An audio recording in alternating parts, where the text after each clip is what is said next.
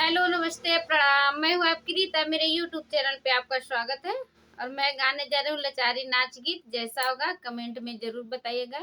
मेरे चैनल को लाइक करें, सब्सक्राइब करें, कृपया शेयर करें और आगे से आगे बढ़ाएं।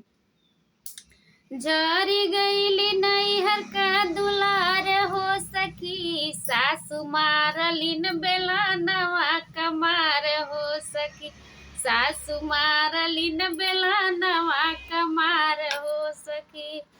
झरी गईली नैहर का दुलार हो सखी, सासु मारलिन बेला नवा कमार हो सखी, सासु मारलिन बेला नवा कमार हो सखी।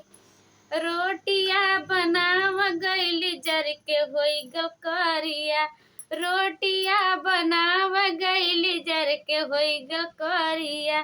खाए बैठ ससुर फेंक दिहलन थरिया, खाए बैठ ससुर फेंक दिहलन थरिया। जियरा गयल बहू बियाया हो सखी, सासु मारलिन बेला नवा कमार हो सखी, सासु मारलिन बेला नवा कमार हो सखी। झरी गईली नैहर का दुलार हो सखी, सासु मारलिन बेला नवा कमार हो सखी, सासु मारलिन बेला नवा कमार हो सखी। माज गईली बरतन त छूट नाही करिखा, माज गईली बरतन त छूट नाही करिखा। छोटकी ननदिया बोलालिन जैसे चरिखा, छोटकी ननदिया बोलालिन जैसे चरिखा। कबले सहन करी अत्याचार हो सखी, कबले सहन करी अत्याचार हो सखी। सासु मारलिन बेला नवा कमार हो सखी, सासु मारलिन बेला नवा कमार हो सखी। झरी गईली नैहर का दुलार हो सखी, सासु मारलिन बेला नवा कमार हो सखी, सासु मारलिन बेला नवा कमार हो सखी।